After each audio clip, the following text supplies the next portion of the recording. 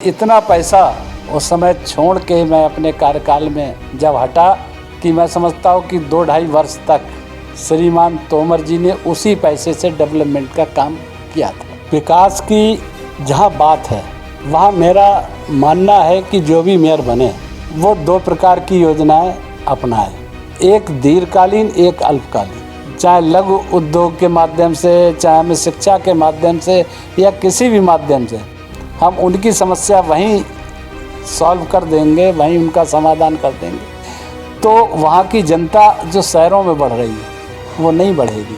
उनको भी वहाँ घर बैठे काम मिल जाएगा और यहाँ भी आबादी कम होगी, तो ये समस्याएं जो नई होती हैं ये नहीं हो पाएंगी। इसीलिए आज हम देख रहे हैं गांव उजड़ते जा रहे हैं और शहर बढ़ते जा रहे हैं।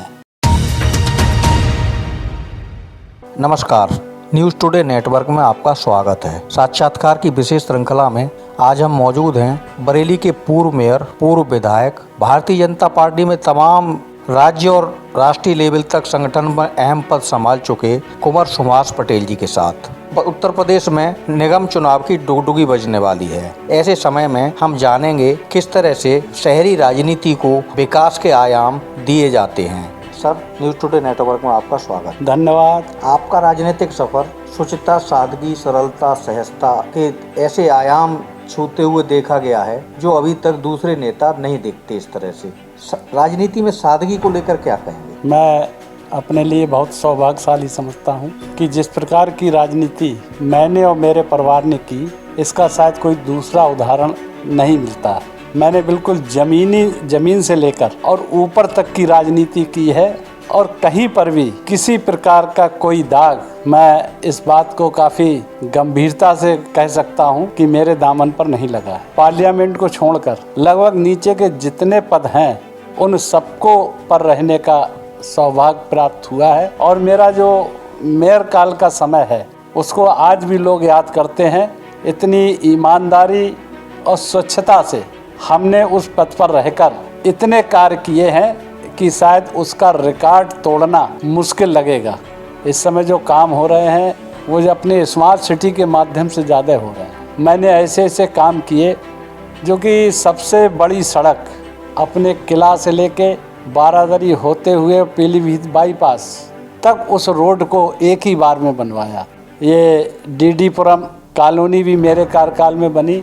डीडीपुरम उसको कहा जाने लगा है, लेकिन वास्तव में उसको दीनदयालपुरम कहना चाहिए। और एक जो रोड है अपनी पीलीभीत बाईपास को और इधर मिलाती है, जहाँ वो अपनी बड़ी सब्जी मंडी वो सब है, वो भी रोड उसी कार्यकाल में बनी।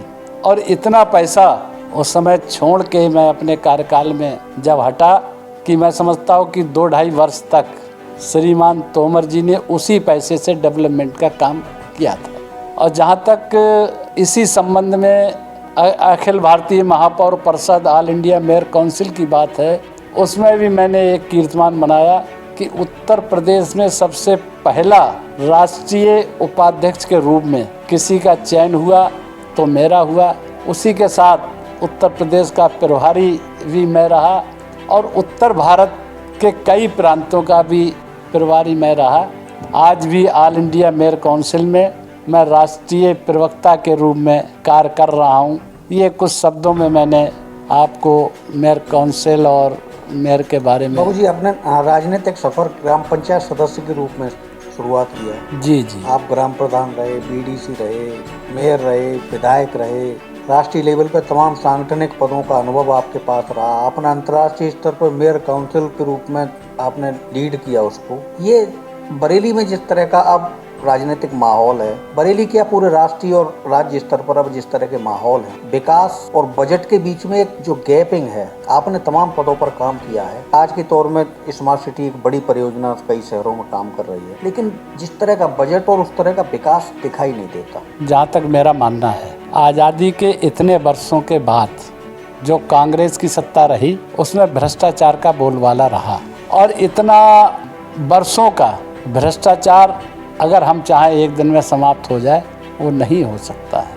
हमारे जो दोनों विकास पुरुष कहें या जो भी कहें, चाहे मोदी जी हैं चाहे योगी जी हैं, वो एक ऐसी है धारा गंगा की कि हम जहाँ से गंगा निकलती हैं वहाँ तो गंगा का जल शुद्ध हो सकता है, गंगोत्री पे गंगा का जल शुद्ध हो सकता है। जिस प्रकार ये दोनों शुद्ध ईमानदार हैं, लेकिन गंगा जी जितनी जितनी नीचे आ रही है उतनी उतनी दूषित हो रही है।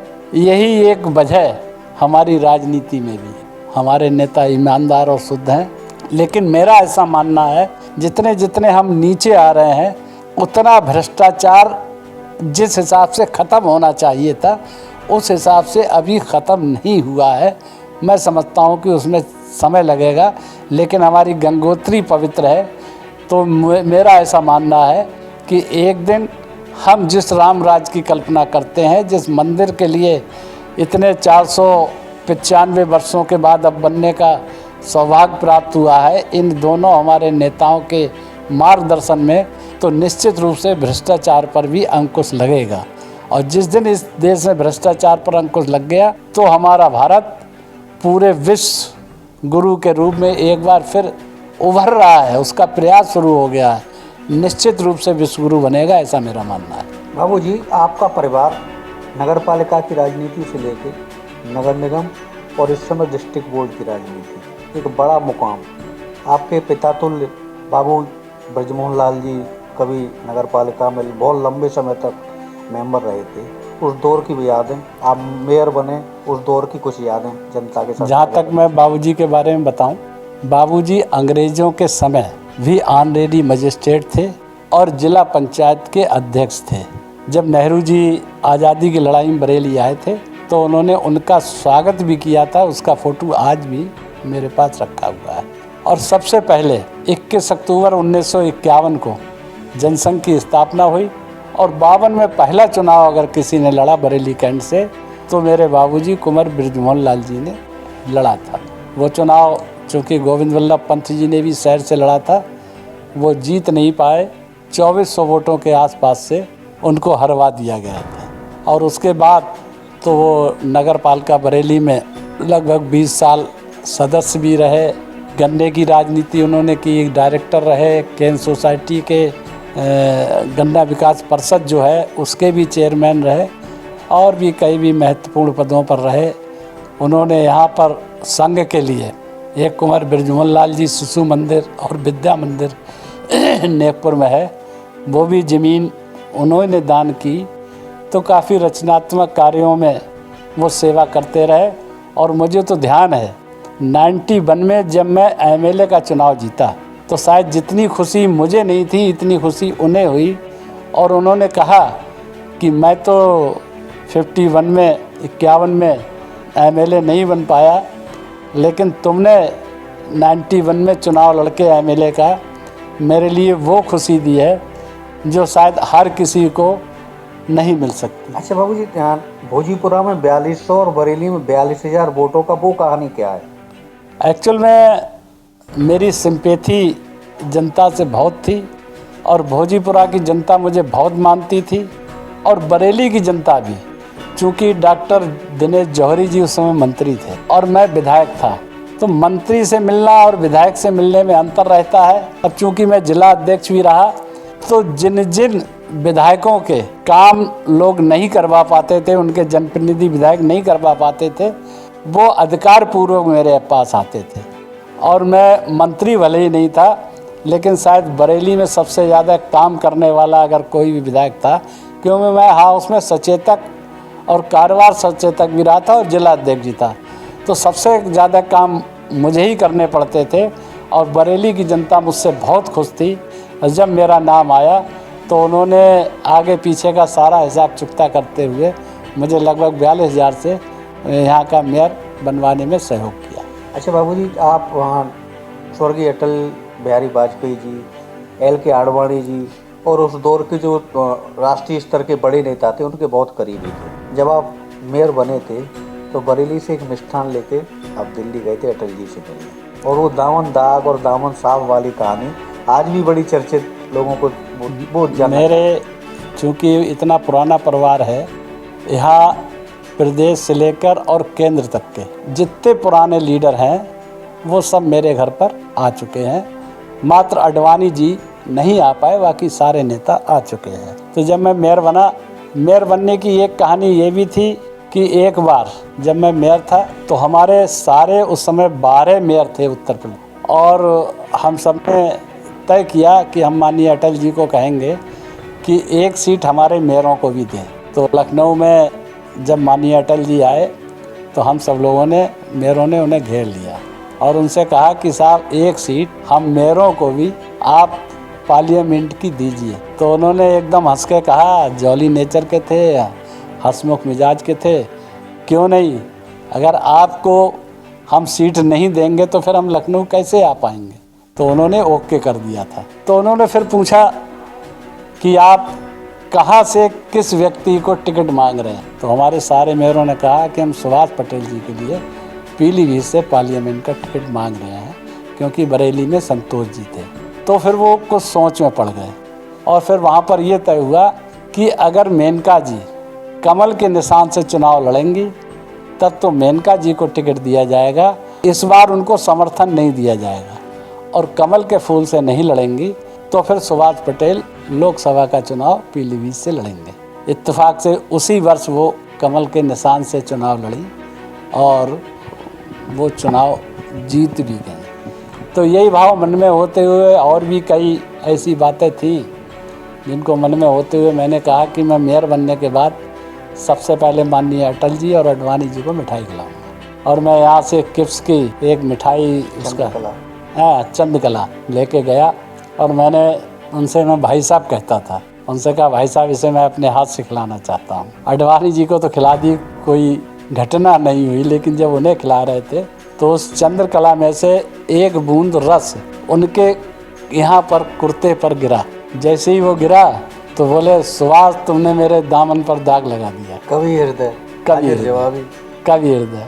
तो मैंने कहा हाँ भाई साहब। मैंने झट से रुमाल निकाला, वहाँ सलपची लगी हुई थी, मैंने उसमें कोना भिगोया और ला के उनके उस कुर्ते के उस पर मैंने उसको साफ़ कर दिया। और मैंने कहा भाई साहब, हाथ जोड़कर मैंने कहा भाई साहब मैंने आपके दामन पर लगा दाग साफ कर दिया। बहुत हंसे, काफ़ी देर तक वहाँ बैठे रहे। तो ये एक घटना उस समय मेयर बनने के बाद दिल्ली में जाकर जो उन्हें मिठाई खिलाई उस पर। बाबूजी, आपकी पुत्रवधू रश्मि पटेल जी इस समय जिला पंचायत अध्यक्ष है। मेयर चुनाव फिर होने जा रहा है। भारतीय जनता पार्टी की बड़ी सांगठनिक तैयारी है, नए चुनाव को लेकर क्या सोच रहे हैं? जहाँ तक नए चुनाव की बात है, अभी पिछली बार ये सीट हम सब लोग परिवार के और सारे लोग चाहते थे कि प्रशांत, क्योंकि 20 साल हो गए, भगवान राम को 14 वर्ष का वनवास हुआ, लंबा संघर्ष, और 20 साल के बाद हम संगठन में तो रहे, चाहे क्षेत्रीय अध्यक्ष हों, क्षेत्रीय मंत्री हों, प्रदेश कार्य समिति और राष्ट्रीय परिषद के हम अब भी सदस्य हैं, जबकि इन दोनों पदों पर शायद एक साथ कोई मुश्किल से रहता होगा। लेकिन ये सीट बीसी महिला हो गई, तो हम सब लोगों ने सलाह किए कि क्यों ना इस पर ट्राई किया जाए। मगर कठिनाई ये थी कि 60 वोटों में 13 वोट सिर्फ बीजेपी के थे और 26 वोट कांग्रेस, वो सपा के थे। अब वो करीब थे, स्वाभाविक है, जितनी अभिलाषाएं लोगों की थी, उनने कहा 4-5 वोट हैं हम पूरा कर लेंगे। लेकिन उस प्रकार से जब हम लोग जुटे तो फिर हम लोगों ने सारे वोटरों को कहीं बाहर भेजना, कहीं बॉम्बे भेजना, कहीं गोवा भेजना, ऐसे। आपकी रणनीति क्या कि समाजवादी पार्टी के आसपास दिखाई नहीं दी, वो टिक नहीं पाए। और हमारे बड़े बेटे की पुत्रवधू की वधू पत्नी रश्मि पटेल, जो राम सेवक सिंह बदायूं के 5 बार विधायक रहे हैं, उनकी बेटी को हम लोगों ने लड़ाया। प्रशांत की पत्नी को भी लड़ाने का इरादा था, लेकिन उन दोनों में इतना प्रेम था कि उनकी प्रशांत की पत्नी ने कहा कि नहीं दीदी, आप बड़ी हो, जेठानी का नंबर, हाँ पहले आप लड़ोगी, फिर मैं बाद में लड़ लूँगी। इस प्रकार से उसको लड़ाया और पार्टी का पूरा सहयोग रहा।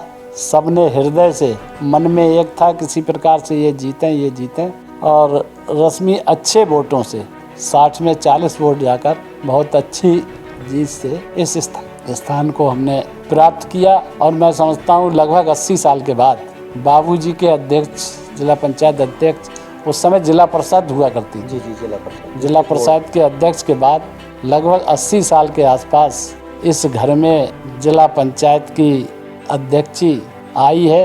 वैसे तो बीच में एक बार हमारी पत्नी श्रीमती आर्यन पटेल भी लड़ी, लेकिन सपा की सरकार थी तो हार का सामना देखना पड़ा। अच्छा बाबू जी, आप क्योंकि शहर के मेयर रह चुके हैं, विधायक भी रहे, बरेली शहर को विकास की दृष्टि से, अभी क्योंकि मौजूदा भारतीय जनता पार्टी के विधायक हैं, शहर में तमाम विकास कार्य हुए हैं, बड़े रोड चौड़ी हुई हैं, सीवर सड़क और उसके अच्छे काम हुए हैं। कुछ ऐसी चीज़ जो भी नए मेयर हों, उन जो आपके नज़रिए से उस पर फोकस उनका रहना चाहिए, मेयर कोई भी हो, पार्टी किसी को भी टिकट दो। विकास की जहाँ बात है वहाँ मेरा मानना है कि जो भी मेयर बने वो 2 प्रकार की योजनाएं अपनाए, एक दीर्घकालीन, एक अल्पकालीन। दीर्घकालीन योजनाओं को एक तरफ रखे, जो शासन से चाहे प्रदेश की सरकार हो चाहे केंद्र की सरकार हो, उनके सहयोग से हम चलाते हैं, जो लंबे समय में पूरी होने वाली है।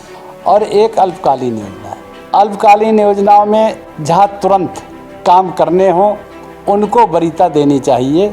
तो हमको इस प्रकार की दोनों प्रकार की योजनाएं जब होती हैं और हम पूरी प्लानिंग करते हैं, और मैं समझता हूँ कि शहरों में जो एक सबसे बड़ी समस्या है वो अनडेवलपमेंट कॉलोनियाँ बनने की है। गांव से व्यक्ति शहर में आता है पढ़ाई लिखाई के कारण और बहुत सी बातों के कारण, और वो शहर के पड़ोस के जो गांव हैं उनमें सस्ती ज़मीन लेकर अपना मकान बना लेता है।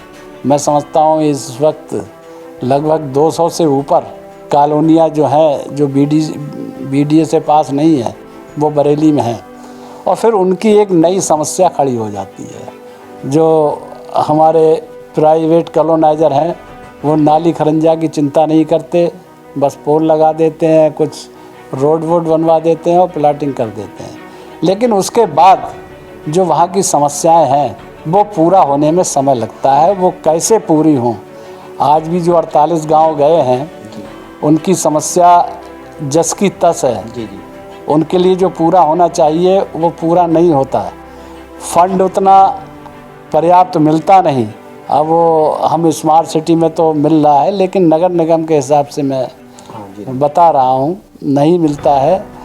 और इतना ही नहीं, जो टैक्सेज है, टैक्सेज की भी जो वसूली होनी चाहिए और ईमानदारी से होनी चाहिए, उसमें भी अगर गड़बड़ ना हो तो टैक्स भी अच्छा आ सकता है, जिससे डेवलपमेंट हो सकता है।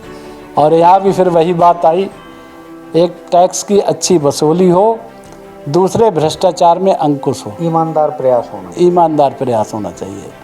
वो जिस नगर निगम या शहरी स्थानीय निकाय में हो गया तो वो डेवलपमेंट कर जाएगा।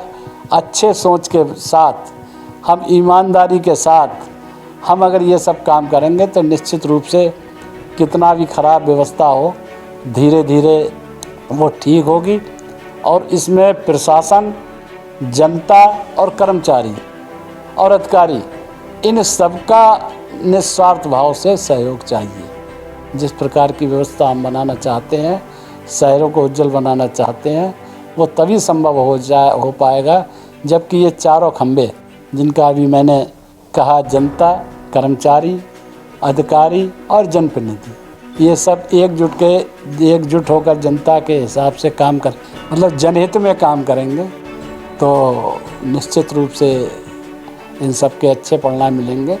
और हमको अपने कुछ नेताओं से भी प्रेरणा लेनी चाहिए। अब आप कहेंगे वो कौन से नेता, ये बातें हर किसी को जानकारी नहीं होती हैं। अब जैसे नेहरू जी, ये भी इस पद पर रहे इलाहाबाद के, राजेंद्र बाबू भी पटना के महापौर रहे, और आपके अटल बिहारी वाजपेयी जी, सरदार वल्लभ भाई पटेल जी के भाई विट्ठल भाई पटेल, वो भी मेयर रहे, और नेताजी सुभाष चंद्र बोस भी कलकत्ता के महापौर रहे। और इतना ही नहीं, सरदार वल्लभ भाई पटेल भी आपके अहमदाबाद से महापौर रहे। लेकिन जितना अच्छा कार्यकाल इन सारे नेताओं में सरदार वल्लभ भाई पटेल का रहा, उतना किसी भी नेता का नहीं रहा, और उन्होंने अपना कार्यकाल भी पूरा किया। तो इन सब की इतिहास चूँकि मैं पढ़ा हुआ था, और जब मैंने देखा कि सरदार वल्लभ भाई पटेल जी का कार्यकाल बहुत अच्छा रहा, तो मुझे प्रेरणा मिली और मैंने मेयर का चुनाव लड़ने का मन बनाया। और इतना ही नहीं, हमारे देश की संस्कृति बहुत पुरानी है और वर्ल्ड में सबसे पुराना अगर कोई शहर है, पूरे वर्ल्ड की बात कर रहा हूँ, तो वो शहर बनारस है। जब हमारे देश का बनारस शहर सबसे पुराना है, अच्छा है, सुंदर है, धार्मिक है, और इत्तेफाक से तो अब हमारे प्रधानमंत्री जी का भी वही क्षेत्र है, उन्हीं का शहर है, तो निश्चित रूप से शहरों में समस्याएं हैं। मतलब शहरों में विकास के लिए हमको एक साथ जुटकर काम करना पड़ेगा, और जो ग्रामीण क्षेत्र की जनता शहर में आ रही है, उसको न्याय पंचायत और ग्राम सभा के स्तर पर हमें उसकी समस्या वहीं पर समाधान करने का भी सोच अपने मन में रखना चाहिए। यही एक उत्थान और विकास की राह है। यही एक उत्थान और विकास के लिए अगर वहाँ के हम उसको चाहे लघु उद्योग के माध्यम से, चाहे हमें शिक्षा के माध्यम से, या किसी भी माध्यम से हम उनकी समस्या वहीं सॉल्व कर देंगे, वहीं उनका समाधान कर देंगे, तो वहाँ की जनता जो शहरों में बढ़ रही है वो नहीं बढ़ेगी। उनको भी वहाँ घर बैठे काम मिल जाएगा और यहाँ भी आबादी कम होगी, तो ये समस्याएं जो नई नई होती हैं ये नहीं हो पाएंगी। इसीलिए आज हम देख रहे हैं गांव उजड़ते जा रहे हैं और शहर बढ़ते जा रहे हैं। लेकिन चाहे गांधी जी ने भी कहा था कि इस देश का विकास जब ही होगा जब गांव का विकास होगा, तो हम शहर के साथ साथ ग्रामीण की भी सोचें, क्योंकि हम ग्रामीण से भी संबंध रखते हैं और शहर से भी संबंध कर रखते हैं, इसलिए दोनों जगह की समस्याएं अलग अलग है। अगर निश्चित रूप से अगर गांव खुशहाल होगा तो शहर भी खुशहाल होगा। ये 4 से 10% लोगों की आमदनी बढ़ने से शहर का और देश का विकास नहीं होगा, जबकि 90% गांव में जो किसान है या किसान से संबंधित लोग हैं उनकी आय बढ़ेगी, तभी गरीब व्यक्ति के क्रय शक्ति बढ़ेगी, शहर में ज़्यादा खरीदारी करेगा, व्यापार मजबूत होगा। जब खरीदारी करेगा व्यापार मजबूत होगा, व्यापार मजबूत होगा तो उद्योग धंधे चलेंगे, उद्योग धंधे चलेंगे तो खाली हाथ नौजवानों को काम मिलेगा। ये पूरी एक थ्योरी चेन है कि गांव खुशहाल तो शहर खुशहाल। बहुत बहुत धन्यवाद। तो साक्षात्कार की इस सीरीज में हमारे साथ आज मौजूद रहे कुंवर सुभाष पटेल जी, बरेली के पूर्व महापौर। अगली सीरीज में एक नई शख्सियत के साथ फिर हाजिर होंगे। मैं शुभम सिंह के साथ अनुरोध भारद्वाज।